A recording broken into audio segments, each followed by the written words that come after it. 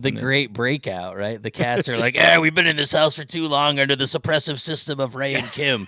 We shall break out when they are on vacation, It's like I think that's how they do talk. They talk like that they when we're talk. not around for Yeah. sure. Oh, absolutely. We don't know. Yeah. Right. Yeah. No, I you can don't. only assume that cats are like, rah, and here we are. And they're very like refined simultaneously. It's Yes. like they're burly sounding, but they're also like King James.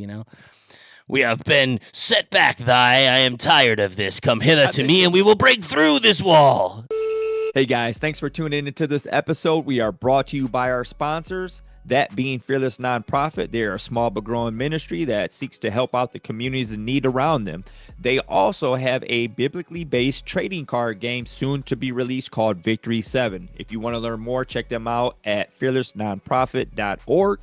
And we also are sponsored by Camp Living Waters. Camp Living Waters is home of the Game Changer Board Gaming Retreat located in Luther, Michigan. They host all kind of other events as well. If you want to learn more about them, check them out at camplivingwaters.org as well. And you can follow both of them on their socials at Facebook and Instagram. Shout out to our sponsors and a huge thank you.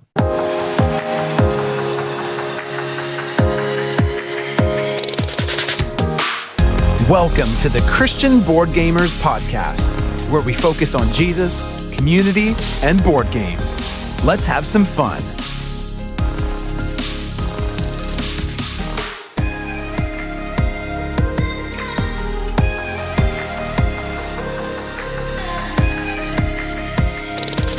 What is up? You are listening to the Christian Board Gamers Podcast, proud members of the Love Thy Nerd Podcast Network. We are stoked to be with you here today, episode 4 of season 4. That's awesome because my birthday is 4/4, so I'm loving this. Ray, man, how are you doing today?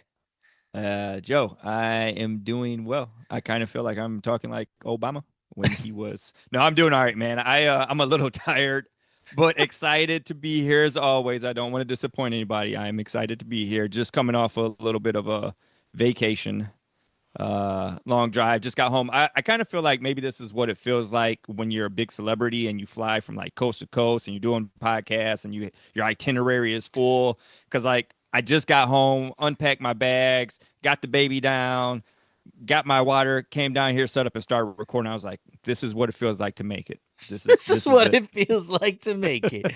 This is what it feels like to be awesome. Yeah. Right? Like, okay. Yeah. No, that's cool. Well, hey, thanks for taking the time, Ray. I know you have a busy schedule. Your itinerary is a lot going on. I'm so glad you were able to join us here on this episode of the Christian Board Gamers Podcast. Can't wait to hear what's going on in your life, man. This is good. Having a celebrity like yourself on the show is it's not only humbling, but I'm just excited to learn from you today. It should really boost the ratings, Joe, when people learn that I'm on the show today. So, I'm thinking so. I love your humility, right? Like the level of humility that you expound. It's one of my favorite features of yours, where it's just like, man, like when I think Ray Fields, I think this oozing it's the word I would use. Just oozes off of you, like this humility. It's like it just pours off, like it's crazy. And I've got nothing else actually. Yeah, I'm a pretty humble guy. I can admit that. Yeah. We're having a worship vision. Yeah, all right. So there's a lot going on here today. Man. See, we don't give you guys all the stuff, right? We should create a Patreon where you guys get to hear all of our musings and everything leading up to the podcast and how we get in the zone, because people will pay to see that, I'm sure. Yeah. I don't know, man. They probably pay us not to put it out. Like, hey, can you not do that? Because that is awful. But no, seriously, we are super stoked to be here. It's going to be a great episode. We're actually going to be talking about Ray's trip a little bit, and we're going to talk about our mission trip to Grand Con, as well as my mission trip to Strong Tower Con in Wisconsin. And so we're just really, really excited to get into this and talk about it and just unpack what God is doing in the board game space. And as always, we want to hear from y'all. So you can go to cbglootdrop@gmail.com. That's cbglootdrop@gmail.com. And in that, we have our tabletop testimony, testimony, right? If you have something you want to share about how God is using your table for His glory, right? Or a tabletop experience where you just saw God show up, like we want to be able to talk about those things. We want to share that with people. We believe that testimony has power, and again, God is doing things in our world of board gaming. And also, we have that new segment, It's Your Turn, which we're going to have today. Actually, we're excited. We played a game that one of our listeners had submitted, which is going to be very exciting to talk about. That's Burying the Lead. You'll find out later about what that game is. And so, So again, if you've got a game you'd like Ray and I to play and talk about on the podcast, send it along. As long as it's not Ark Nova, we will play it. And I mean, we'll go from there. But no, we love that, right? There's so many games in the world, and you all have your favorites, and we'd love to try them out. Some of which we might be like, yeah, that's going to take us all day to learn and all this stuff. And some people have obscure titles that we'll never even see, and they have the only copy of them or whatever. But outside of that, we're going to try and find these games. We want to keep these as both tabletop testimony and It's Your Turn as ongoing segments and seasons to come.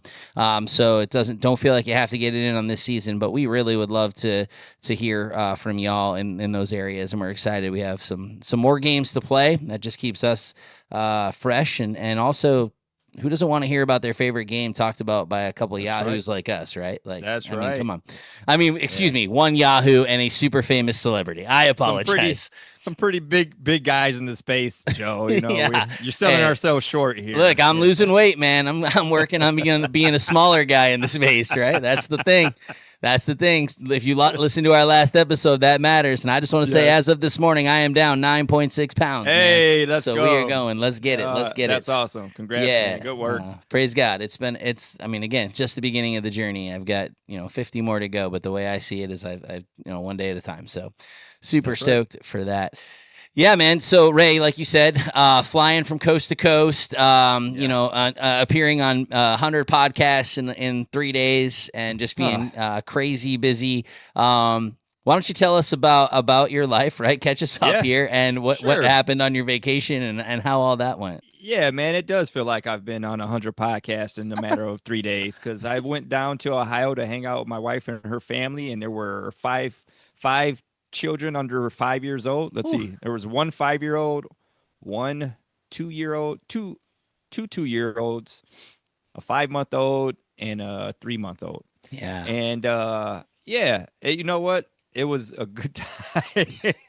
Man, there was a lot of screaming and crying and running around and enjoyments and ice cream and fun and great memories that were made. It just was a lot of stimulation in a short period of time. Plus, we had the 4.5-hour drive down to Ohio with our baby girl in the back, who she did phenomenal. She did a fantastic job. Nice. You know, she does really good in the car, actually.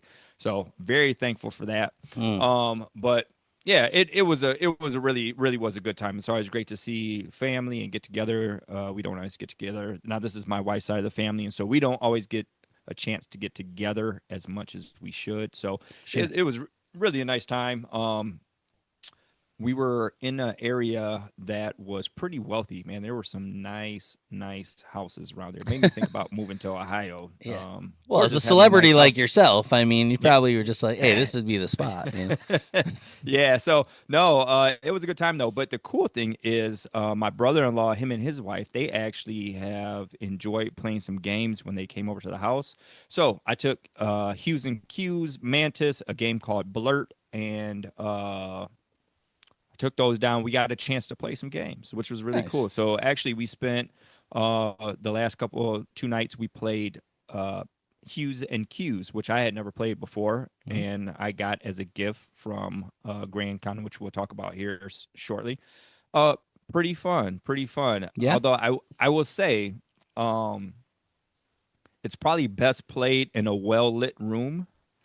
I think the color part of that is important, right? You should be able to see it. Yeah. It makes a difference. Yeah. It makes a difference, and it's like, if you ever have painted your house and you have a color that you see at the store and you're like, this color looks amazing. And then you paint it on the walls. And then you're like, did they give me the wrong color?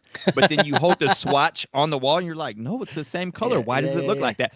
That kind of happened during the game, you know. We would be like describing something and we're like, algae. And so then you go and then you're like, that's not algae at all. That looks like sunflower. But you know, on the card, it's completely different. But it Yeah. was fun nonetheless. We all enjoyed it. We played a few rounds of that. We played a few rounds of Mantis, which is a fun game, very Mhm. quick. So it was a good time. We Yeah. had a good time. Just long weekend, man. A lot of driving, living that rock style life is tough. So It's tough. Yeah, yeah, yeah. No, that's awesome. Well, like we were talking about even before, it's like when you have kids in the mix, like you don't go on vacation, you take trips, right? Like you're yeah, going on a trip. There's always a yeah. lot more, especially when they're real little. Like our vacations have now actually started to become more vacationy as my kids have gotten older, obviously. But when you're younger, you're packing everything. You got the pack and Mm. play. You Oh literally my take your gosh. whole house. Like I Yeah. have I have a Facebook memory that comes up every once in a while, and it was like a trip to the beach. And it was like when I used to go to the beach, here was me, my towel, and maybe a water bottle, right? And then Uh it's like huh. Uh huh. now I just have this wagon filled with stuff, and it's like you So have true. everything. And so it's definitely a different experience, especially with that many kids in Yeah. those ages. But that's hilarious. It's funny you say that because when we got home, my wife was like, "Oh, it's so nice to come home to a clean house." I was like, "Yeah, it's clean because we took everything with us. There's nothing in here." Yeah, I was like, we have to rebuild now. We're putting "Yeah, everything back together. We have the whole exactly." house with us in the van. Man, you are not lying. Yeah, it seems like we took everything with us. I was like, No "Oh my doubt. gosh, eight Yep. thousand trips to get everything out of the car back into the house." Yeah, But no, like it was a good time. your whole baby room is just in the van. Like it's like Yeah, whatever, man. Like seriously, this is seriously. where it is. No, that's amazing. Actually, it was kind of interesting because I know you've been off social media for a little bit. You've been taking a Hmm. break there, which is wise and glad you can do that. It was so I texted you. I was like, oh man, like you guys are playing games because your wife Kim was actually posting pictures of games, and Which is funny. I was like, whoa, like we're breaking into a whole new like time here. Like Kim's taking photos of games. Let's go. She's crossed the threshold, man. Yep. Once you Yep, start, she. once you start taking a photo of a game and putting it out there, like woo, woo, Yep. like just saying, I'm just saying. So I Yep. started cracking up, got excited. I'm like, yo, y'all playing games? Like, okay, I see it now. Yeah. Yeah. Yeah. It was a I, good I time. actually haven't played Hughes and Q's, but I will take your advice to play in a well lit room. Yes. Do. I will certainly do that. That makes a lot Yeah. of sense to me. Yep. You had mentioned Blurt. What's Blurt? I don't know that Oh, one. Blur. It's like a trivia game. There's basically it's super simple. It's Mm. Oh, you had it right there. Blurt. Oh, it's very fancy looking text. Yeah, so Kim's mom picked it up for me for a gift. I don't know, just she saw it and just super simple. It's basically got a deck of cards and then you have a little track almost like Candyland or something, right? And you got your Sure. little pawn and you take turns pulling a card, you roll a die. Die has 1, 2, 3 on it. It corresponds to the card, and then you just Okay. read a question. And it's super simple stuff. So it's basically like, what do you call the thing that you use to open a door? And then the rest of the people just blurt out an Ah, answer, doorknob, handle, whatever, right? And then so whoever gets it gets the corresponding point. So it's kind of just a fun, easy game to break open, and it's especially when you have like a group of people, they like playing, and you can, it's amazing how sometimes those simple questions can stump you, So oh, yeah, sure. Yeah, just yeah. fun And little then game. people are blurting out the craziest stuff. Yes, exactly, and that's when the laughs come in. Yeah, yeah, Right. Yeah, that makes sense. Yeah. That I can imagine, especially when you're like, I don't even know what that thing is, and you're out yeah. here And doing. it's late, and you're tired, and you're like just got the kids to bed, and you're finally just like losing it. Oh You're yeah. you're out of your mind, Yeah. tired, and yeah, yeah, Those are the best times to play games in my mind, right? That's absolutely. that's when it all it just falls apart, and you're like, all right, I thought we were playing a worker placement game, but how did this turn into Boulder Dash? Like what is going Right, on? right, Yeah, yeah, everyone's just cracking up at the littlest things, and you have no idea. I'll yeah. talk. I'll talk about it like Strong Tower Con later, but I'll bring in the game, one of the games we played, and why that matters and is relevant to this is we played Vantage, new Stonemeyer release, and Vantage is like an open world game where it's almost like a choose your own adventure, right? Like Mm, it's kind of got this role playing bit where you're all together, it's cooperative. very interesting game. I was not sure that I was going to like it, but the people I was playing with, man, like we were just cracking up. It was literally just like a laugh a second, not even a laugh a minute, like a laugh a second, where we are just on our heads. And like you can pretty much do whatever you want, right? You're like, oh, I'm going to choose to smell this flower that's in my thing. And you just say, I want to smell it. And then you have to roll, and you're always going to be successful, but it might cause you damage. And that might not be a flower you wanted to smell because it was poisonous, or like something can happen, you know? So it's like this choose your own adventure kind of thing. We had one person in our group that just like straight up chose violence. You know, they walked into this thing. It's like we're on this we're on this planet, and it's like you got all these people or these, you know, the sentients as they called it, like the alien races, and it's like you're now here. Like, what do you want to do? And one of the ladies was like, well, I think violence makes the most sense. I'm like, guys, we're on this planet like exploring it. We don't know anything about these people, you know, or you know, whatever. And so, but it was just one of those moments where we're playing it super late. We had been grinding. I had been traveling, you know, driving to Wisconsin, then you're helping set the con up, right? Because we're just getting everything going, getting everything set, getting the library, everything laid out, and then it's like, all right, cool, it's midnight, let's play Vantage, you know, and you're like, oh my goodness, bro, and you're just cracking up because you can't even keep your eyes open, but everybody's doing the most nut stuff. I love playing games at that time. To me, that's where it gets to be real fun. So very, very enjoyable time. So Blurt. Okay. Yeah. Good Blurt, easy game. Yeah. So also, you know, we're only 14 minutes in, so we might as well jump into this here. When you got home, it was a bit of an adventure. Yeah. So I think the house actually wasn't as clean as it was. No. So I go outside to check on the chickens, as you know, you talked about before. Yeah. Chickens. So I went just to go let them out. I had 3 water dishes in there for them for water. I mean, we were gone for like 4 days, right? There's plenty of water. All the water bowls are like empty, flipped over, all this stuff. So I'm like, oh my gosh. And it's like 90 degrees out. So I let the chickens out. I get them out. Then I come back to start filling up the water bowl. And then I hear Kim yell, "Hey, have you seen the cats?" And I'm like, no, where are they? And they're like, well, they punched a hole in the screen downstairs because the window was open and they're gone. And I'm like, oh, well, that's great. That's exactly how I want to come home, to thirsty chickens and missing cats. So, yeah, man, it was just every day's an adventure around here. The great breakout, right? The cats are like, we've been in this house for too long under the suppressive system of Ray and Kim. We shall break out when they are on vacation, you know? It's like, I think that's how they do talk. They talk like that when we're not around, for sure. Oh, absolutely. We don't know. Yeah. Right. I can only assume that cats are like, rah, and here we are. And they're very like refined simultaneously. You know, It's like they're burly sounding, but they're also like King James, you know. We have been set back, I am tired of this. Come hither to me, and we will break through this wall. Oh, they've left the window. I wondered, because one night I heard something like that. I was like, did I hear what I think I heard? So that explains, But as of this recording, one of the cats has made his way back home. So, And I think his new name is Jerk. Yeah. I think that's his new name. You heard that, huh? Yeah. That's the new name.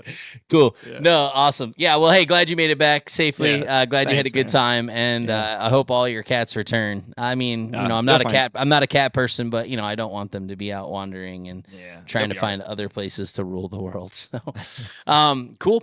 Thank you so much for listening to this episode. I just want to take a brief moment here to discuss my new book, Reclaiming the Table for Jesus. See, I believe that our homes are ministry vehicles, and our tables and our board games are tools that can be used to reach people for Christ. See, when we open up our homes, when we do life with each other, this can be used in both discipleship and evangelism. We can grow together in Christ, but also as we invite people in who don't know Jesus, they can begin to see us live our life. Relationships begin to form, trust is built, and then, Lord willing, we have this opportunity to proclaim the good news of Christ as we get to be the hands and feet of Jesus in these scenarios. It's not about perfection, it's not about performance, it's about presence, and that we would use our homes in such a way. So again, Reclaiming the Table for Jesus is my first book. It's out now. I pray that it's a blessing. It's a quick read. It's intended to be read, digested, and applied. You can find it on Amazon in paperback and in Kindle format. But again, just really excited about what God's doing in this space, and I can't wait to see how he uses games in your home to reach people for Jesus. You can find it on Amazon. Appreciate you. Now back to the episode. Peace. Well, yeah, let's just keep it moving. So we're going to actually jump into that It's Your Turn segment. And Ray and I actually got to sit down and play Imperium Classics, which is a civilization building deck builder, right? Very unique in its mechanic. I kind of have a synopsis here, so I'm going to read it. Where it's a deck building game for 1 to 4 players where each person leads one of 8 radically asymmetrical historical nations. Now, when it says radically asymmetrical, that is facts. Yeah. Like every single civilization plays radically different.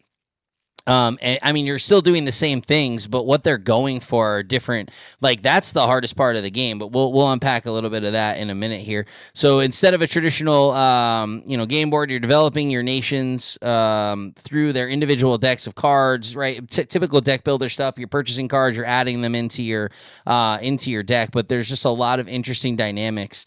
Ray, you took some notes for this game. What do your notes exactly say? I think the notes are pretty good here.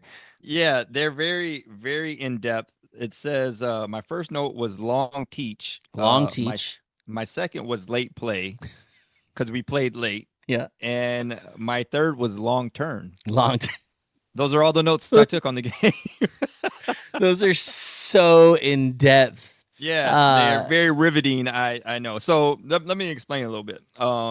Well, hey, first I want to give a shout out to Blaze Reed. Yeah. He was actually the one who suggested the game. First listener to get into our inbox and give us a game to play for It's Your Turn. So thank you so much, Blaze, for taking the time and giving us this game to play. Despite what we say here, we did have fun and enjoyed it, and we enjoyed opening the mail and seeing something in there. It's great. Yeah. It's like when you were a kid and you got mail because you knew it wasn't a bill because you didn't have bills yet, and when you got mail, like it was from your grandma with a card or something great in there. That's how it was getting the Gmail, like at the CBG loot drop, and getting this game in there. So thank you, Blaze. We appreciate you. Yes, we do. Right. So long teach, first and foremost, like it was like 9. We started the game around 9:30, something like that. It was a little bit late. And so Kevin did a really good job teaching. So our friend Kevin, he has the game. He brought it. He really enjoys this game. And I believe he did a very good job teaching it. Just it was a long teach in itself because there were so many moving pieces to it to explain. As far as from the different historical factions and how, like you said, they're asymmetrical and what each one does and how that plays into what you're going to do and how you're going to try to manipulate your deck as you go on. And one thing leads to the other. So you can't, if you're still a barbarian nation, then you can, and you're not civilized yet, you can't have certain cards do certain things because it's not unlocked yet. And then there's, the end of the game scoring. And I mean, just all the pieces into it. It was just a long teach. So one, I was personally a little bit tired at that point. Like we were saying, we were kind of at that point.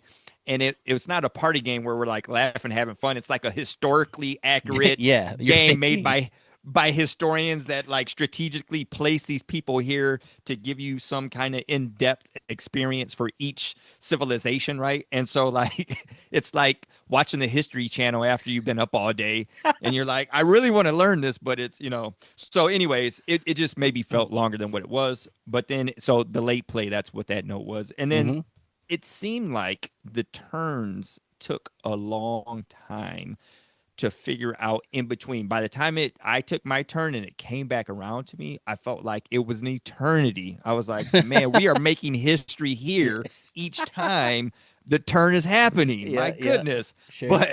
But it's very impactful. Again, it's just like any other strategic game where you want to maximize your turn and there's a lot of things to think through. So it just ends up that like, I mean, we played 4 players and for 3 of us, it was our first time. Kevin, he played it before, but he was remembering some things. So, well, it was actually my second time playing it. I had actually played it at Grand Con 2 years before, but I didn't remember a lot about the game. I mean, I remembered some of it, right? Like I remembered a little. I remembered it having its depth and complexity.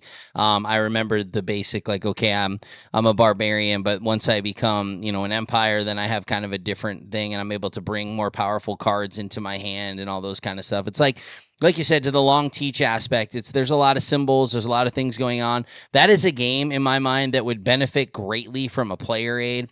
It doesn't have a player aid. I mean, you could put one together. I'm sure someone has. It definitely requires it. And so, that would be excellent in the game. If you hear whimpering, my dog has got social anxiety, and he is just whimpering in the background. Please hold. Please hold. Hey, Fluff, come here. Fluff. Yes, my dog is named Fluff. Actually, his full name is Fluffosaurus Rex. Fluff. Oh, And he's he's honestly, a I good think boy. I think he's married. Like, he thinks he's married to my wife. Like, he just, like, literally, if she's not in the vicinity, he's like, where is she? I need to find her. Buddy, come here, lay down. Come here, lay down. He's a good boy, though. He is. He's awesome. Boy, He's an aren't pets Aussie something, healer. He is. man? He's Gosh, amazing. they just make He's us feel good. They do oh, nothing. They you're hitting the provide table. nothing He's for us. yeah, We gotta, I just said. but Yeah, lay down, buddy. they're just so sweet. He Yeah. just went under my table and started wiggling and hitting everything. So all my stuff just shook. Like, all right, hold on, settle down. All right, Yeah. buddy, lay down, Fluff, lay down. All right, cool. Welcome to the podcast. Today we're talking about pets, apparently. Yeah, Hey, that's good. yeah. It's the Pets Podcast. Welcome to the Christian Pets Podcast. Has a ring to Has it. a ring to it. It's possible. You could create a Facebook group called Christian Pet Owners, right? Let's go. Anything's possible in this day. And if you do that, do it. That was a weird sentence. If you do that, do it. That was profound. Yeah. So Do it back to to the the game. best. Yeah. So there's a lot going on. And I think in that teach, there's so many different symbols and there's different things and what triggers what and how can I buy this? And then you got the revolt. Was it revolt? The revolt cards in them. Mhm. Yeah. So like then and we each kind of, your, like I said, your faction or your civilization all is asymmetrical, so they all play to different strengths, and and you might have a different strategy. And so I started to, I was card shedding like crazy and like was getting through my deck, and I was the first to become the Empire based on how I had like rolled through. Now I did not win; I came in second, but it was like, my strategy was like literally just get cards out of my hand, try to get as much of this moving so that I have a trimmed down deck so that I'm able to do what I want to do. But it was still, it was definitely a lot for sure. But again, that Yeah. teach is definitely heavy. Once you find the Yeah. loop, I think it's fine. Yeah. Once you, Oh, absolutely. Yeah. And I actually didn't reach the Empire stage. Like I Yeah. was trying to get there, but again, like one deck, you have to get rid of so many cards before you can even become an Empire. You have a deck Yep. that you have to go through. And so like I felt like my deck to go through was heavier than Yep. maybe like Kevin's deck, but my manipulation of the cards was different than other ones. So I actually got to get some of the higher cards before anybody else did. But Yeah. it didn't work out to my advantage. I think I came in last in this game. Which is rare. We don't normally say that on your first plays. Normally, I know it's different. it's Yeah, because it was that's late. different. It's the second note. Late game, late play. Yeah, yeah, Yeah. weird. But, It was a weird feeling, but yeah. yeah. Overall, I think I would play it again though. I would like Yeah. to play it again. I Yeah. enjoyed it. I think the aspect of the game as far as like the different factions and being able to figure those out Yeah. and learning how to play and having the strategy, there's a level of depth there that I really did enjoy.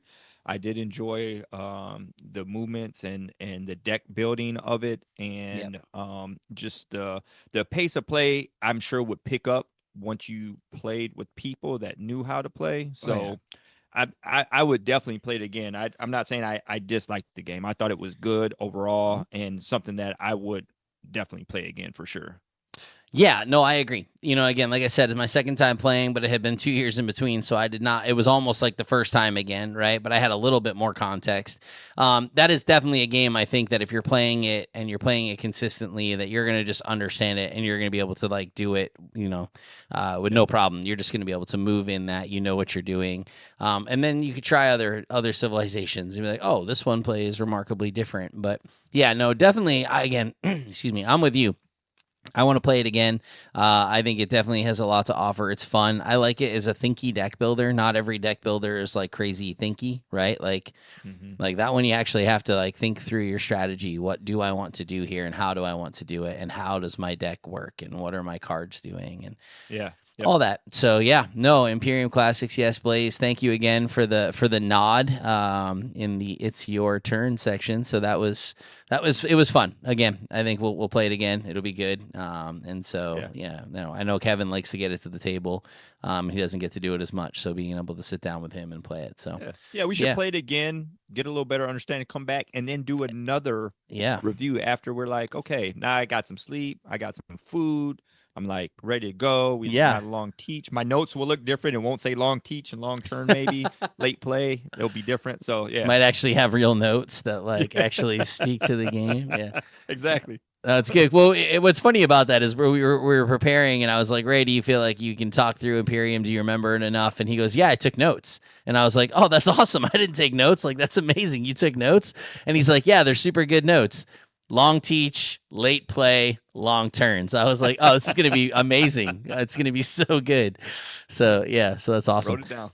But yeah, we were at Grand Con, kind of transitioning here. We were at Grand Con on mission with Love Thy Nerd.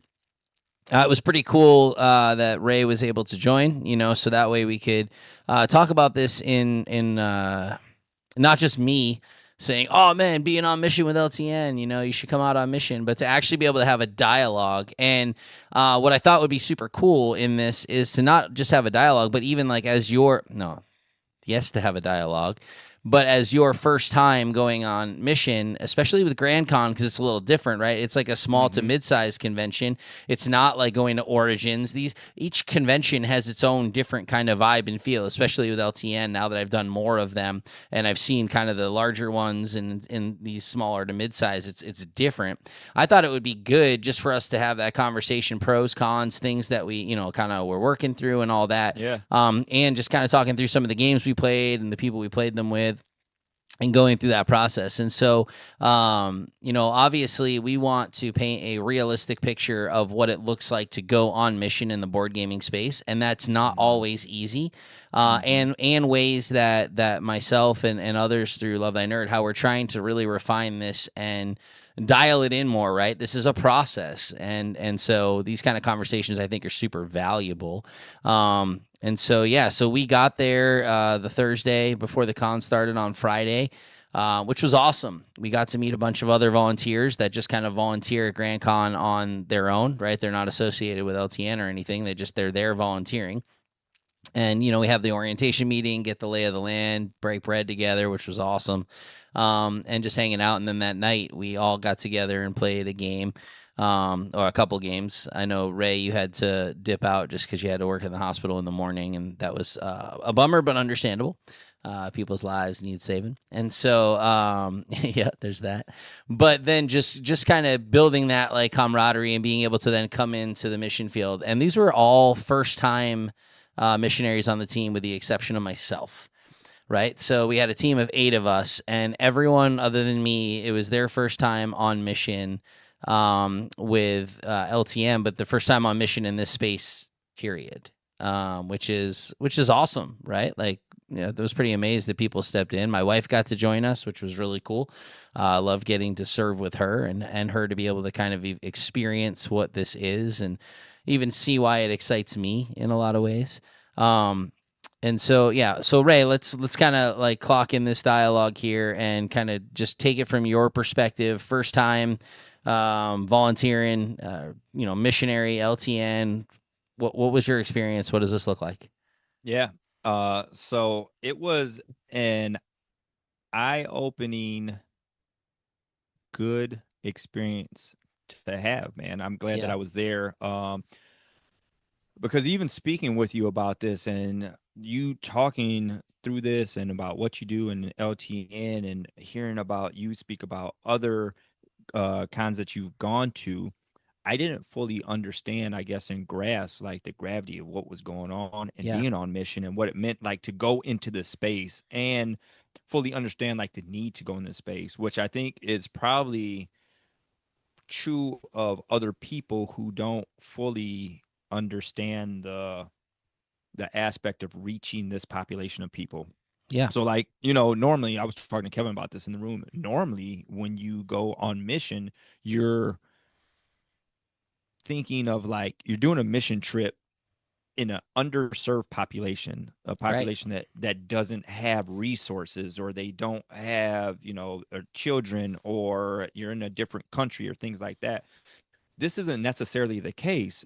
right. They are underserved in Jesus. They are underserved in like having the good news and the hope, right? And Yep. so it looks different because you talk about it and you think like, wait, you're going to other adults who are well off, they have finances and everything that they need. They just don't have, like you're saying, they need Jesus. Like I think it's almost hard to rationalize, but being in the space was something that like it hit me like, oh Mm. wow, okay, this Yeah, is that's good. there's a need here, man. This Hmm. is like you for some reason we connect mission trip with an underserved population in another country or somebody that looks Yeah. different than us that's, not well off. But here that's it's not the case, right? Like I just said. So that in it was the first thing that hit me, like Mm. that came to me like, wow, this is amazing what LTN does, and their mission and mission field is amazing because it is a population of people that again go unserved in this thought process Yeah. of like, hey, they need Jesus just like the people who don't have, or the people or whoever it is. Doesn't matter if you don't know Jesus, man, you need Jesus, right? So Right. it's great that we're going in that space. Yeah, um I want to put a pin on that just real yeah. quick. I don't know why I'm using that phrase. It's so weird. Whatever. We're gonna put a pin in it. But no, I think they're right. And a buddy of mine, he kind of said it best to me one time, where he just says, when you think mission trip, people tend to think poverty, right? Like, Yeah, so again, like you're saying, exactly. underserved population, and you're not going to let's say physical poverty. You're and that could be the case, even though they're at a convention. That could also be very true. But it's Yep, it's again, it's that spiritual poverty. It's that, hey, absolutely. these, they don't know Jesus. And he kind of used a little bit of a crass illustration of like Elon Musk, right? He's like, Elon, that dude don't need your free lunch, right? He doesn't need your water. What he needs is Jesus. Mm, He needs to hear the good news. So how are you reaching the affluent? How are you reaching the people that have the thing? How are you reaching people that are having a good time in the space they're in? Right? Like, they're at a convention. They're like, yo, I'm here playing board games. Like, how do you reach that person yeah, for Christ? Because if they don't know Jesus, I mean, we yeah, we know that, right? Like, that this isn't, like, eternal life comes through Him. It doesn't come through board games, right? Like, yep, salvation is only in the name of Christ. And so, yeah, it's such a different dynamic. But I love what you're yep. saying, because I think it's important, is that you don't necessarily catch the weight of it until you're like, whoa, I'm Until you're here. there. Yeah, and Yeah, then you see it love and that. like, wow, okay, there's a need for it. So that was Yeah, probably the most impactful takeaway from the whole thing for me, to be love able that. to be in the space and experience and see and really get the gravity of what's going on. Because even just explaining it, without seeing it, it's Yeah. different. So, um, the kind itself was great. They did a phenomenal job of putting it together. A lot of people in that space, a lot of vendors. Just I saw a lot of games played. So from that aspect of being the first con, that was fun to see Hmm. and experience. Um, Oh yeah, from a because this was your first convention, period. Yeah, it period, wasn't just period. it wasn't just in your first mission trip. It was your first convention. Whole new experience, man, all the way Yeah, around. So yeah. yeah, so to be able to be in that space and help was great. Um, One of the things that was hard for me was, I'm a connector of people and wanting to talk and so being in a new space that kind of isn't the normal space that I be in, around people that I'm like trying to figure out. We would have the different shifts. So like I think I floated and was in the library and did some greeting at the door. Greeting, awesome. People coming in, that's my jam. I'm like, Hmm. hey, how you doing? Hmm. Hey, thanks for being here. Awesome. They come in. Library actually was super fun because people were coming in and renting, like they were checking the games out, and so I had a little bit of conversation. I was able to say like, hey, what do you think about that game? I learned about some games. People Hmm. actually asked me, hey, do you have any suggestions? Which was this was funny. We were talking about this a little bit. So I still in my mind think like I'm so new to the board game space that Sure. like I have no experience. I'm like, I was nervous because I was like, what if somebody asked me? I don't know what I'm going to say. But in when I was in there and they asked me, I was like, actually, wait a minute, I've been playing games for a long time, because I'm looking at like this collection of 2,000 games. I'm like, I Yep. know that game, I played that game, I got this game, oh, this guy's run that game, that game's. So when they're checking, I'm like, hey, that game's super fun, I played it, oh yeah. So they asked me, hey, what, do you have any suggestions? And I'm Hmm. like, yeah, actually I do. What kind of game do you like? What were you guys just playing? Yeah, Oh, yeah. let me just, so I like told them like, hey, well, why don't you check out Apiary? This game is super fun. Bees in space, man. You'll love it. It's great. Hmm. And then Yeah. they were like, I was like, well, if you want a little bit lighter, if you want an adventure game, maybe go check out Clank or Ruins Arnak, like Lost Ruins of Arnak. I'm going down through a list Yeah. and I was like, I didn't even know that was in here, man. I didn't even know that Yeah. was in here. Yeah. It's Yeah. Yeah. great. That's So awesome. that was fun. I really enjoyed the library, connecting with the people as they were coming through. The thing that was tough for me was floating. Yeah.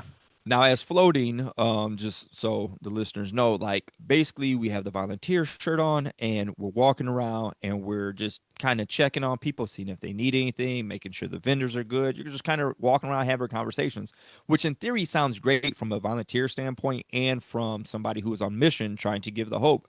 But in reality, when people are sitting down playing games, like Hmm. what I kept finding was I would walk up to a table and I'm watching and they would like look up and like, oh, hey, have you ever played? No, I've never played. Oh, cool. Yep. This is what you do. I'm like, that's great, And then either that was the conversation because they're trying to get back to their game, or they would invite me to play, and I wouldn't be able to. Yeah. I would be like, hey, man, I had several people like, hey, do you want to sit down? And I was like, I would love to sit down and play with you.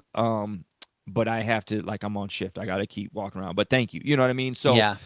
I felt like I wasn't able to make the connection that I wanted to with those people, and that there's maybe a better way to do that. Like, Hmm. if we had a space, if LTN had its own table or had their own place to be able to have, or in volunteer shifts, like you have an opportunity to sit down and play a game with somebody if it's under a certain limit. Because then I didn't get the fellowship and get the stories and get the connection like I Yeah. wanted to, in being on mission and trying to like bring that hope. And, like people are like, hey, what's going on? Where you doing? Oh, I'm here with LTN, Love Thy Nerd. We're in this space. This is what we do. This is what we're about. Oh, cool. They just go back to the game, Yeah. So it wasn't the conversation that I wanted to have, which was kind of tough for me. You know what I'm saying?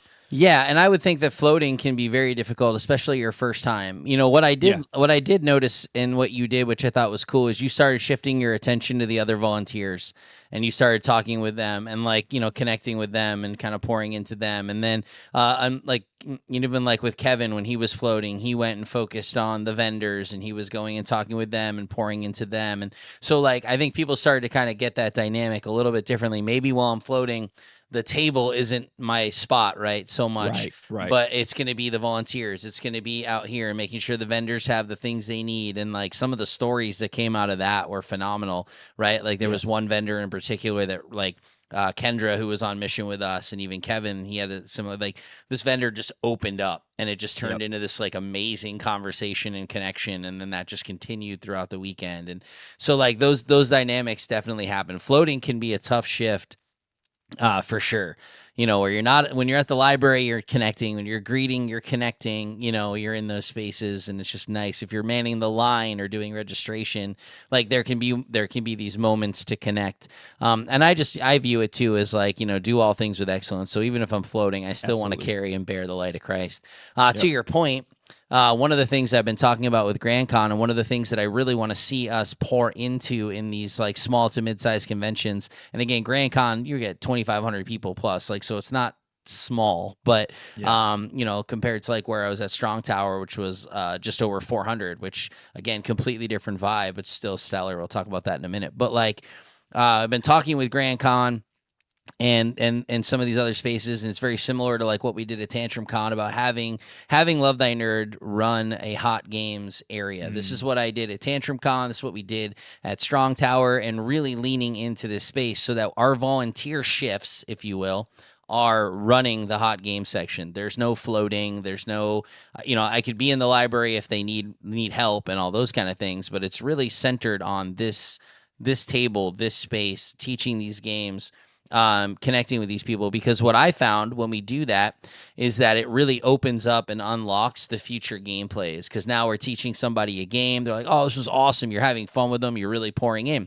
So to give some contrast into why I think this really works is when we're at the larger cons, when we're at Origins, when we're at Gen Con, when we're at these other spaces, we are demoing games for companies, right? Like we partner with All Play or we partner with Roxley and other places, and we demo games for them. And so Mm. with All Play in particular, we're standing there, we're demoing all day, right? Like shifts. I mean, you have your shifts, right? But then when you're done, you're going to be out there on the floor, and there's going to be people that you demoed a game with that are like, yo, come play this game with us. Like, hey, you taught us how to play Ruins. Hey, you taught us how to play Oddlands. Like, come over here now and play a game with us, right? And that happened to me at Tantrum Con a lot in the hot games. Like, I would teach hot Mm-hmm. games, and then people would be like, oh man, like, hey, you taught us River of Gold. Like, why don't you come play this game with us, right? Like, oh man, we were hoping we'd play a game with you this weekend. I'm so glad we got to. And it just creates and generates that. And so working through how to get that and bring that to Grand Con so that the experience is much more centered around we're teaching these games, we're connecting with people, and we're talking about different ways to even minister in that space. Yeah. And so again, kind of trying to provide that, because you're right, like it is kind of challenging when you're not on the volunteer shift, so you're wearing the volunteer shirt. When you're not on the volunteer part and you got the LTN shirt, then it's a little different. Now you can sit down and play games with people. Now you Right. can connect. When you're floating, it's tough because you want to sit down and play the game, but it's like I'm technically on shift and I need to move around. And again, if I could teach you a game, that's one thing. Sitting down and playing, it's a little different. And like so there's kind of those dynamics that are at play. And so it can be challenging, which is why we want to lean into how do we create the environment where we can be on mission the whole time, where we're Yeah. not concerned with volunteer shifts, we're concerned with a section or an area. And hot games, it seems to be the place to do it. And so it's on us then to learn these games and be able to teach these games. And I was even talking with Kevin about scheduling. I'm like, man, you could literally do it where you have 14 hour days, right? So it's like, what if you did them in 6-hour blocks and you almost had two teams? Like if there was 8 of us or 9 of us or whatever, and you're like, okay, you 4, you're going to take the first 6 hours of the con, and then the second 6 hours you're in the floor, like you're just out playing games with people for 6 straight hours. Now you get that. And then flip it, right? But then have a 2-hour break where the hot game room is closed, right? It's just not Mm-hmm. open. There's 2 hours where it's just shut down, and then you flip it in. So that way people have that break. Like there's you have those transitions, and so it just helps, right? But if there's 4 of you Yep. in one space, you can be like, hey, I got to use the restroom. It's not a big deal. Hey, I need to go get something to eat. It's not a big deal. You're just able to kind of move in and through. So like these are the things that like we're really working through because again, still trying to find our way in this. And I think LTN has done a phenomenal job of creating these spaces, but every con is different. And you really Yeah. have to lean into like what's going to work at this convention and how are we going to make this thing pop? Because I really believe that God's called us to Grand Con. I think that we have a great relationship with Kyle and Brian, and we want to continue to develop that, but want to add value to them as well as a convention. Like we want to go in and provide value. And I think like, man, there are ways that we could do this and knock it out the park for Grand Con, but more importantly for Christ, right? Yeah. And take it to that next level. So I Yeah. love what you're saying. I think all of it's super good. They and I want to say, man, as a volunteer and it's first time being there and being on mission, man, they treat us so well. Like Agreed. they did so well. Like anybody who's thinking about coming there and being on mission, man, they were so generous in just giving and creating a space for us to be able to to relax and giving Yeah. us gifts and games. And I mean, that's where I got Hughes and Q's. They gave us that and some other things, and I felt really well loved there. And so they did a fantastic job. From that aspect of being great hosts to us to be there as volunteers. I do think that, even like I had the lanyard, the LTN lanyard, have the shirt, and I didn't get a lot of people like, oh, what's this? It was like I had and maybe they know, maybe they don't know, maybe they don't care.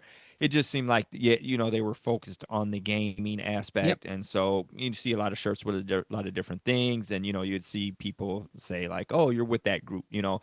So if there was like you're saying, I love the idea that you're putting out there, because if you have your own booth, almost like a vendor, and people are coming to us like now you're questioning, and you're like, what's this about? What's going on? Yeah. Now you create that space and lane to be able to explain and almost make it easier to let them know, why we're here and go into it. Yeah, and we won't have like a booth. It'll actually just be a sectioned off hot games section where it would have like that, like kind of like the flag banner or whatever that says, like hot games presented by Love Thy Nerd, like that kind of stuff. And then Kevin and I were talking about ways that we could actually just like even amp up that experience and make it like, oh my gosh, like you got to go over there. Like, You know, Yeah. we even kicked around like, what if we had a popcorn maker, right? Like, if we were just making popcorn and people could come there, they get popcorn in the game, and it's like you're just Yeah. serving people in different ways that are cost effective that you can minister and pour into. Yeah. And as I was explaining, even in the training leading up to it and going through that, like Grand Con, again, just because where we're at with it, which hopefully next year will look different, like it's more of that, like in the trenches kind of, you've got to sort of create your own I don't know, doors, for lack of a better word. Like, you have to actually go in and be like, okay, we're literally in the trenches here, and we have to find ways to creatively step in so that we can minister to people. Yeah. And that's hard. That's hard to train, because when you're in it, you're like, oh, that's what he meant, right? Now I have to figure out and kind of, how do I do this? And so you're learning. Right. That's why I'm saying the first time you're doing it, it's like, ooh, like my first time there, I was like, oh gosh, like I had an amazing time, but it took me a minute to be like, oh, okay, now I understand how to do this. So like, it's hard to train that. Like you said, even with the impact, like you don't realize why you're in the space until you're in the space. Even coming up with that, like if you even though, like I said, we want to change the model and make this really work. But if you came back the second time, you'd have a completely different mindset and frame. Right. It's just like playing a game. Like my first time I play it, I don't really know strategy. I don't know what's going on. Yeah. I'm just trying to learn the symbols. Second time I play it, I'm like, okay, I have a better idea. I know the turn structure. I understand the symbols. I can play it differently. Same sort of thing when you're going on mission, right? It's like you go the first time and you're like, know that like, what just happened? I'm trying to sort this out. You come back, you're like, okay, I already know what to expect. I know the symbols now, so I understand at least how to play the game. Now it's just, how do I generate that, those synergies within my play, right? And so that's why I want for the missionaries, I want to create that environment where you're stepping into, hey, this is what we're doing. This is how this works. Here's how we generate that, like in a very like matter of fact way. Because again, Origins, you know what you're doing. Here you are. We're partnered with All Play. Essentially, you're an employee for All Play for the next 4 hours. You're demoing their games, know their games, learn their games, teach them with excellence. At the end of the day, man, you want them to walk away being like, that game was fire. What a great experience. And that might even result in them going and getting a game. Like, they're like, oh, wow, this was so much fun. But I've built that relationship and had that time. And just my experience, like even with Origins, and I was more in a floating type role with Origins as one of the leaders. I was connecting with a lot of people. But when I sat down and demoed games at All Play, what was awesome is that I had so many conversations about Love Thy Nerd. Right, just tons of them. People are like, "All right, what's Love Thy Nerd? I'll bite. Like, tell me. Like, walk me through it. Like, let's have this conversation." And so, so again, like it gets so much more like instinctual the more you do it, right? Like anything. Anything. But I want to really help create that environment, especially at Grand Con and these mid-sized conventions. Like I'm going down to Meeple-a-thon in Missouri and Kansas City in November, and like in just talking with Bill, who came all the way up from Missouri to come to Grand Con because they're similar size, to like see what was going on and just learn more about Love Thy Nerd and all that, which was fantastic for him to do that. I'm now going back, and we told him, or basically he and I were, he's like, hey, I'd love to have a Meeple-thon. I was like, why don't you come to Grand Con, check this out, let's learn, let's go, and then I'll come down to Meeple-a-thon. And then he's like, bro, he's like, I just love your hot games idea. He's like, I want to do that at Meeple-a-thon, so when you come down, can I give you a handful of volunteers and you start training them up on like doing hot games on mission? Yeah, let's go. Yeah, like that's what I want to be able to do. In these settings of those conventions. Sorry, my wife just texted me. It's like a day, right? Like,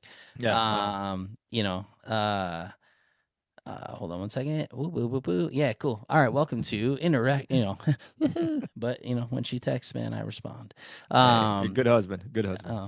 By the grace of God. But you move through that process and really wanting to like dial this in and set this in so that it's like, bam, yep, LTN hot games, because that's how I think we win in these smaller mid-sized conventions versus the larger ones where we're partnering with other companies to be able to create those spaces. So it's just generating it. And I just think it's going to be fire. And then the training module looks different, right? Now you can really lean in and create that space. So, okay. So I'm going to give you like just another minute or so, just like final thoughts. Any other things you want to do there, and then I'm going to switch into Strong Tower real quick. Yeah. No, final thoughts are, man, it was a good time. Shout out to Eric. What's Eric's last name that runs Nerd Chapel? Oh, Eric Um, Anderson, yeah, Eric Anderson. Yeah, I wanted to say Andrews. I knew it was something like that. Eric Anderson, phenomenal job, man. He yeah, does. That's the second time that I've heard him run a Nerd Chapel, and because he did at when we were at the Game Changer. I heard him up there. Didn't he at the Game Changer? I mean, he spoke about it. He talked about it. Yeah. He didn't Okay. necessarily run like a service, but same kind of thing. Yeah. You heard Yeah. from him, and he Yeah, shared what yeah, he yeah. does. Just fantastic job, phenomenal. Really enjoyed it. A lot of fun in the way that he leaned into nerd culture to preach the gospel and get his message. Man, awesome. The Yeah, convention itself was great. Over the few days that I was there, really enjoyed that. A lot of games that I saw, people I met, new games to play. Yeah, definitely would do it again. It was a fun experience, and dope. yeah, yep, Nice. they do a good job. So yeah, shout out to Love Thy Nerd for being there, Grand Con for having us, and anybody thinking about on the fence like, oh, this maybe sounds fun, maybe you want to check it out. Yeah, I would say jump in and do it. It's a Yeah. wonderful experience. Yeah, praise God. And again, lots of learning and growing, lots of experience, and just trying to make this thing all it can be. We also Yep. played a ton of games, man. I want to Yeah. shout I Yep. want to shout out one in particular, a gentleman in the Christian Board Gamers group that was actually at Grand Con, Mike Petty. He walked up and he's like, "Hey, you want a game?" And I was like, "I'm not going to say no to it, right?" And he handed me a game he had designed called Ozone. And this game is like a dexterity, like dice. You're trying to toss the dice, and you're trying to get closest to the target or on the target.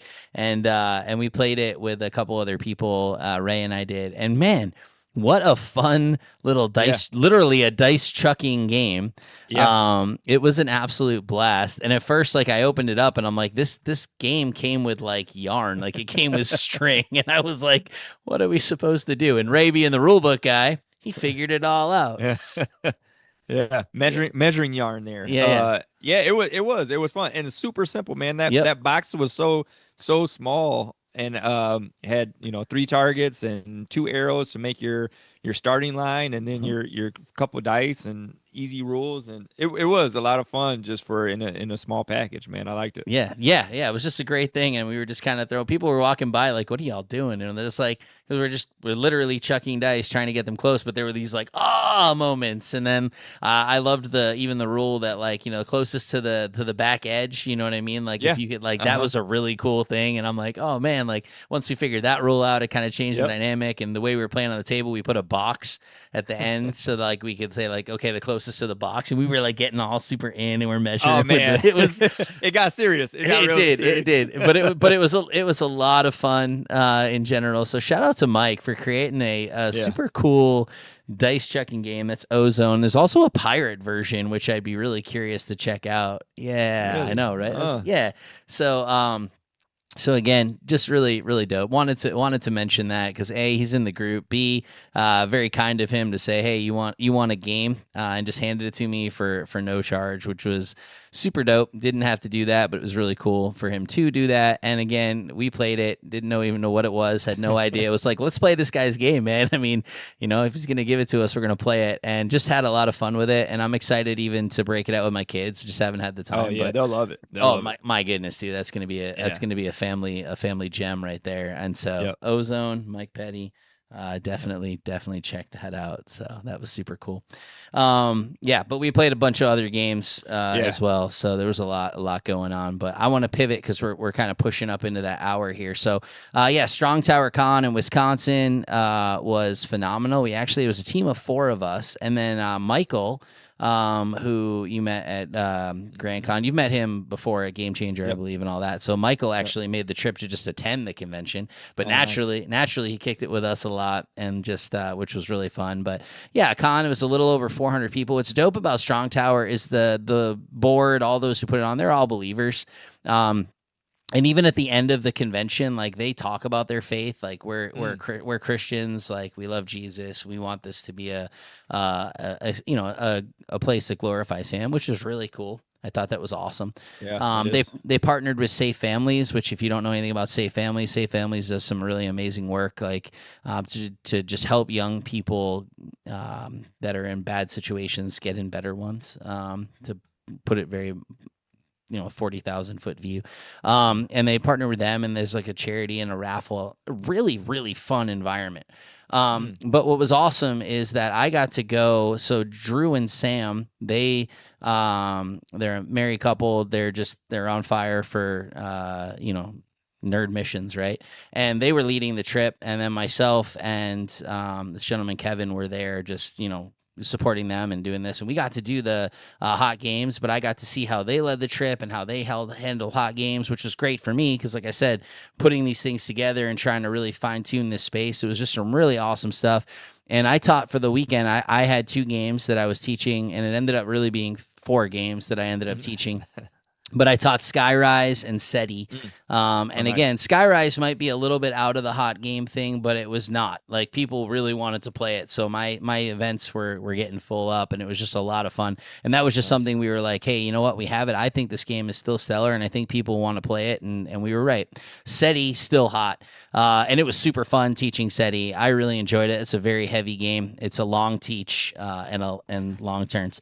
But again, it is just a ton of fun. But now having taught it a couple times, like, it's ingrained in my brains, right? So now I can teach that and play that with people, which I'm really excited because, full transparency, I had only played it one time prior to that, and it was in April. And then I'm like, okay, cool, here we are in September, and I'm going to teach this. So I spent a lot of time in the rule book, a lot of time just studying leading up to it, and felt pretty good. And then my first teach, there's a couple things that came out. My second teach, it was like, oh, cool, we're dialed in.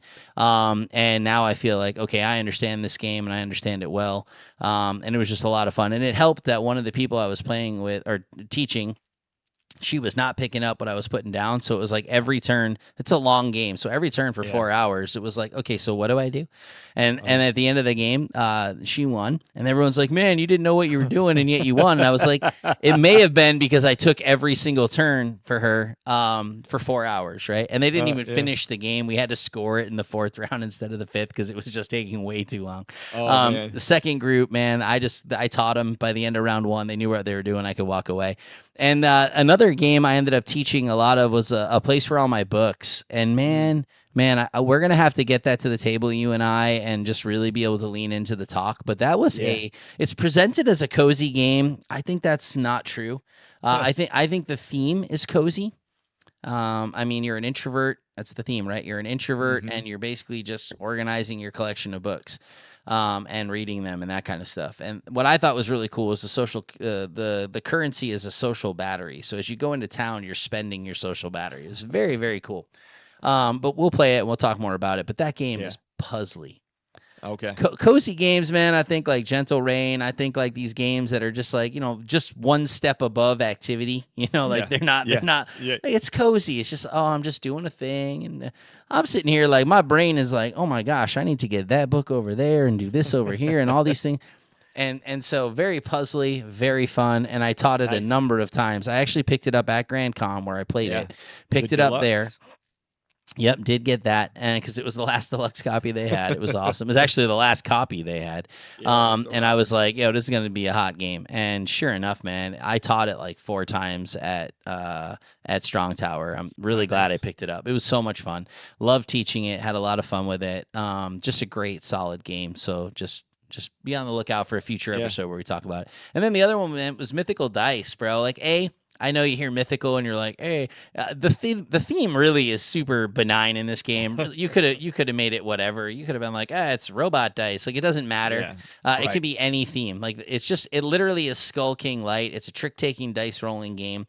And I taught it a lot. Like, once it came out, everyone was like, oh my gosh, this game is an absolute blast. And so, like, people were like coming up and being like, can we play this again? Like, yes. And then they would invite people in, and like, so we were just teaching. But it created a lot of great relationships. Again, going back to having the section, we had red tablecloths. All the tablecloths in the whole thing, it's in one room. They're all black. And then we have these red ones. And so it just sticks out wherever you're at. Right there. And then you come over. Right, you come over and you're like, oh, what's this? And then we're like, oh, we're teaching these games, and we would get people in. And like, we were doing Fate of the Fellowship, we were teaching Ruins, we were teaching Harmonies. Wow. Flip 7 was getting taught. So there was like a ton of different games that we were teaching. And it was just an absolute blast, but it was generating lots and lots of those relational contexts. So then, like, even when you're done, like, I mean, I had guys, they were coming over, like, oh, what's going on? Like, and you're having these conversations and just sitting down and chilling. And then they're like, yo, what's the next game you're teaching? You know, oh, and then you just build these relationships and, excuse me, super cool. And even though Strong Tower, from like a board perspective and all that they're believers, they're not, like, everyone that's in attendance is not, right? And that's very clear. Yeah. One of my first teaches, I was sitting down at the table and I'm like, yep, this will be interesting. And the first thing that was asked to me is, okay, what's Love Thy Nerd?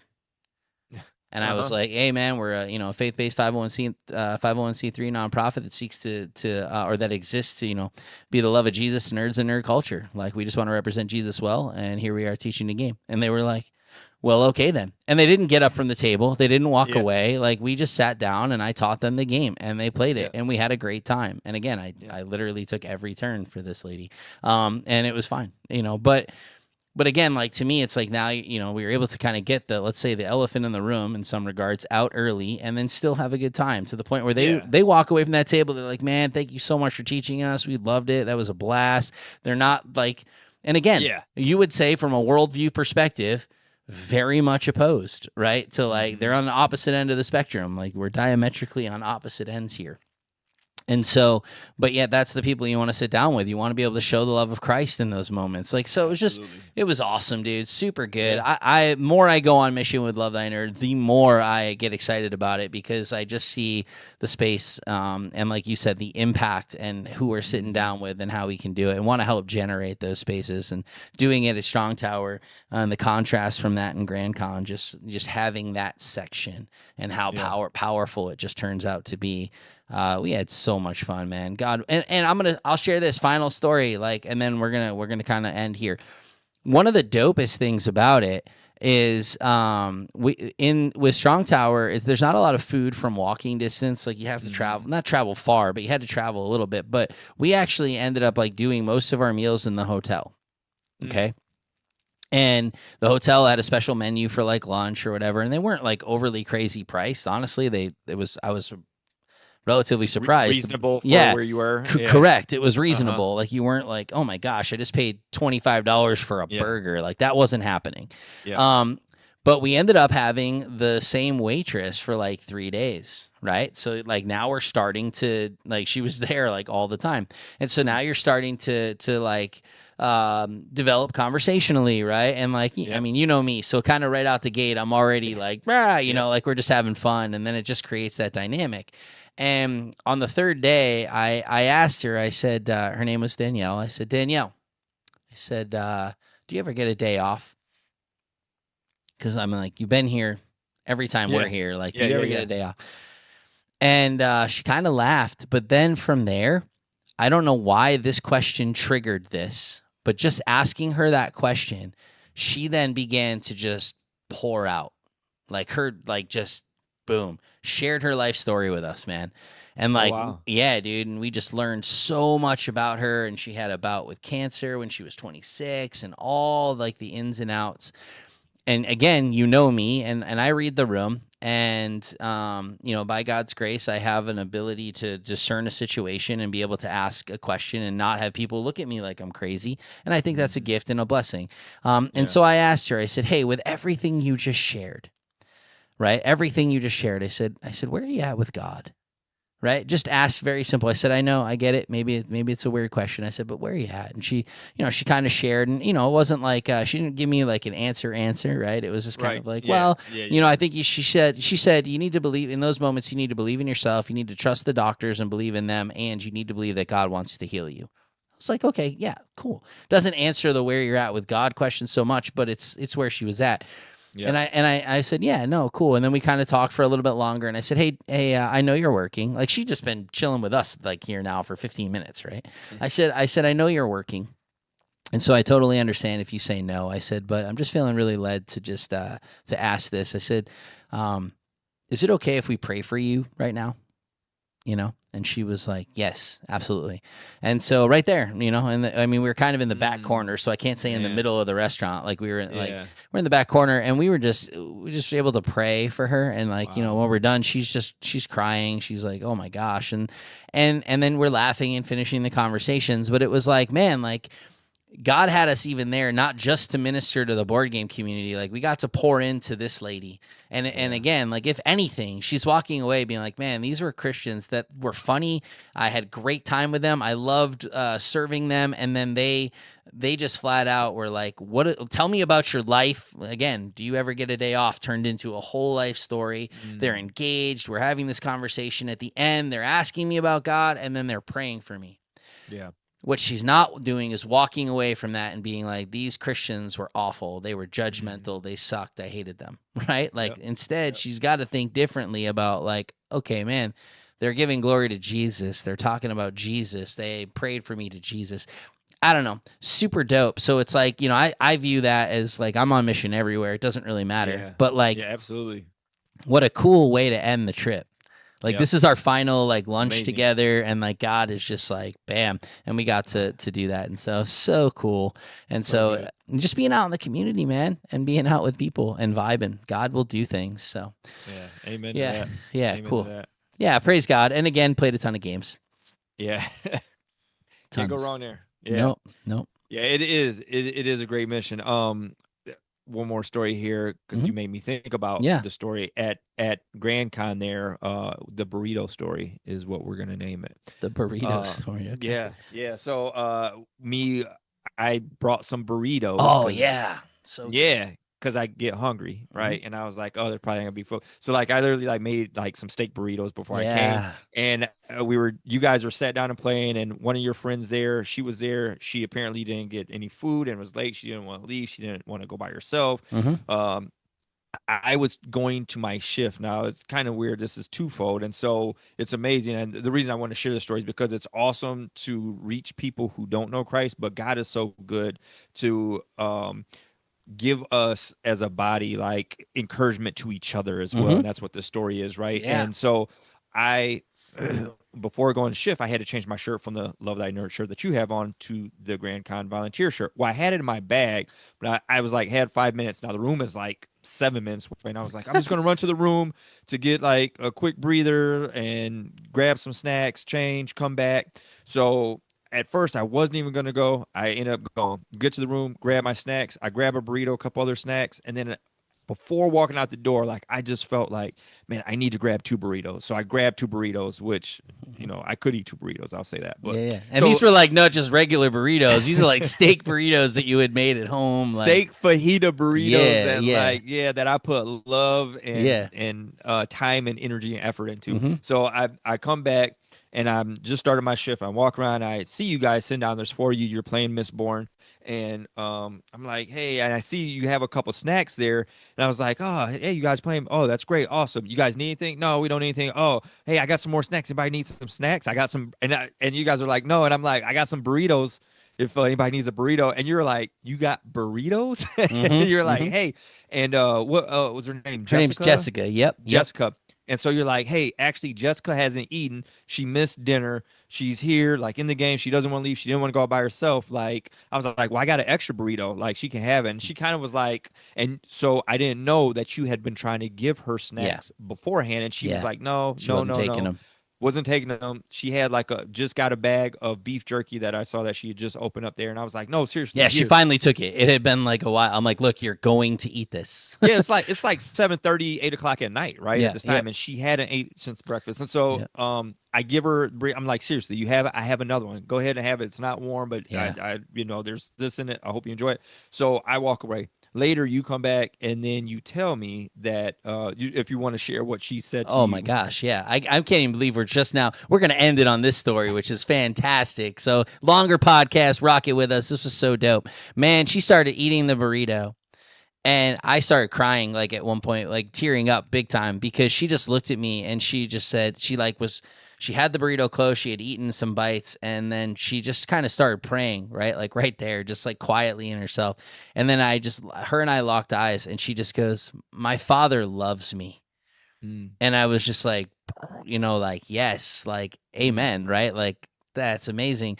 And like for her, it was just like really like profound moment where, because yeah, she was really struggling. Like, oh my gosh, they closed concessions. There's no food close to me. Like, I don't want to walk by myself. Now, naturally, we would have gone with her and like gotten food like as things went. And she, I met her at the Game Changer retreat. That was the first time. And then she found us at the convention, and like this is where all this came from. But like you bringing that burrito was like an answer to her like prayer and like cry out, and God just took care of her. Again, putting that nudge in your mind to be like, I'm going to just grab a second burrito. And now, again, you would have given her a burrito, I'm sure, even if you only had one, but you might not have even asked the question or said, I have a burrito, unless you had to, right? Like, it might not have even come up in that regard. And you didn't know what Jessica obviously was like wrestling with. And so it was just like profound moment for her where she was just like, my Father loves me. And then just like, how do you not like tear up to that, right? Especially having like spent like the last hour and a half trying to like get her food, and she just won't take it. And it's like, look, like this will help you, like it'll help sustain, and she wasn't complaining, she wasn't being like over the top in any way. It was just, oh my gosh, she was just trying to find food. And she's like, this is my first convention, and in my mind, she's like, she didn't, obviously you're not planning because you don't think about it. You're not like, when I go to a convention, my backpack is loaded up. I'm like, I'm gonna have all my waters, I'm gonna have my stuff, like I'm ready. It was her first convention, so she was like, I didn't even think about this. Food was not, and she's a gamer, so she's like, food was not even on my mind. It was, I'm going to play games, right? So there was no complaining. There was none of that. There was no like, oh, I'm so hungry. It was just, she was just like, man, like I got to figure out this food thing because I didn't think it through. And then you just show up out of left field with this, like the look on her face when she took a bite, she was like, this is so good. I'm like, yeah, that's a homemade burrito from Ray that he's just had. She's like, I don't even care. She's like eating it cold. Like she's just mowing the thing, and it was just a really cool moment, man. So the other part of that story too, that's amazing, and God is just so good, and like for me to be there as well, my first convention as well, being on mission, trying to make a difference, and having the deep desire to see God move in this space in any manner. Yep. Something that I don't even think that I told you or that that was known, and I saw her in the library. She was checking the game out, and I said, hey, I stopped her. I said, hey, Joe told me that what you said after the burrito, and I thank you, because that's an encouragement actually to me, because one of the things that I was dealing with coming into here was, if I heard God, like if I am in tune in that space to be able to hear God and the moves of the Holy Spirit, to be able to do what I'm supposed to on mission. And so for you saying that audibly to Joe was encouragement wildly to me, that yes, that wasn't just like I'm just grabbing two burritos. It was God put this on my heart for a reason. Go. And man, it was so good, man. And so like I'm getting emotional, excuse me, even just talking about it. But so we just shared a moment there at the library, and we were just like, yeah, and we talked, and it was great. But yeah, you never know where and when God is going to move, but if you make yourself available, he will use you no matter what.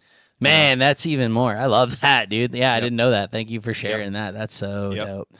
Man, yeah, good. Praise God, dude. Those nudges and then being obedient and listening, how that changed the whole course of her evening. And now that's awesome. So good. Yeah. It was one of the highlights for sure. Yep. It's a worship vision. Yeah. All right, cool. We're not giving you any context for why I've done that twice now on the podcast. But hey, we are going to cut it. This is the longest episode I think we have recorded, but there's a lot of good stuff here. Hopefully that you're encouraged and that you're hearing it and you're like, you know what? I'm going to step into this space and we're going to learn and we're going to grow. Walk with us, man. We're not going to sit here and pretend we have all this stuff figured out. We want to learn. We want to grow. We want to see what God wants to do. And I'm excited. I am stoked, like beyond measure. It's so dope, and just seeing God move, and I'm very, very pumped about it. And so if you've been rocking this whole episode, thank you. If you watched it on double time speed, that's smart. That gets it done in double time, but I'm sure we sound a little crazy when you do it. But no, thank you. And as always, we want to end with Matthew 5:16. Let our light shine before others so they may see our good works and glorify our Father who is in heaven. Thank you so much for tuning in. Until next time, peace. Peace.